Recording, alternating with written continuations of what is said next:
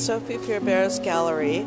And Sophie, when I was walking by, I saw this jellyfish piece and it just drew me into your gallery space. It's so playful and magical. And I wonder if you could tell us about some of your pieces here in the gallery. Yes, no problem. And this piece right here is so much fun. And what is this? You said there are lights that go off inside of it. Yes, there's lights inside of the top part and even in the back ones, but I didn't bring it because it was not possible. I came from Paris and I had a very long journey and I just forget about the light. Well, that's okay. We can imagine it. It's a beautiful piece without the lights, but essentially it's a light and fabric sculpture, really? Yes, it is. Yes, when I start to think about making a jellyfish, I wanted it as a light. So I looked for everything to put a light inside, and I found something, and it's really beautiful when it is lighted. So I love this piece. It's very magical and ethereal. Tell us about this sculpture.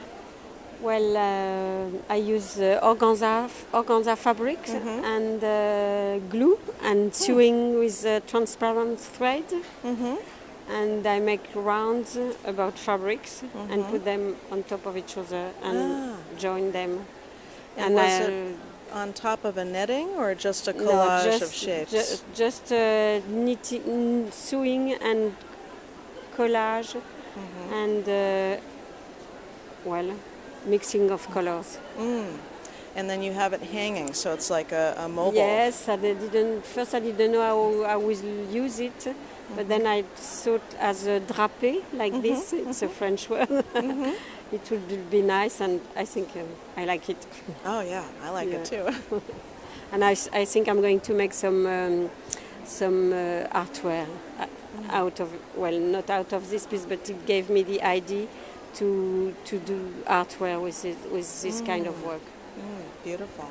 So next exhibition will be a fashion show, and I will make something about that. Oh, great. Well, speaking of fashion, let's go look at those bustier pieces. Yes. So we have bustier sculptures here, which seem to have the same technique. Is that right?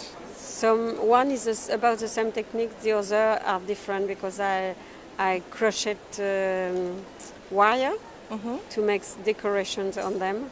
And the other one is with beads and embroidery. Beautiful.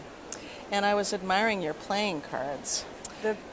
The playing card was very fun to make because it was like drawing with fabrics and the sewing machine, and I really like to do that. Yes. Now, are these based on historic playing cards? The figures seem to be medieval. Yes, I like medieval time, and I try to reproduce some playing card of this time.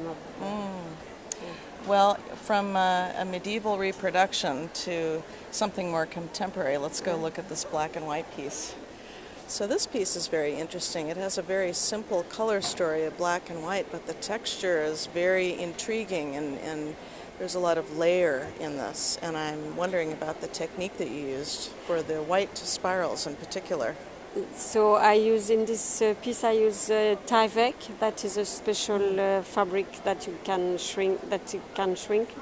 And I use handmade paper and a bit of painting, and that's all I think. I don't remember.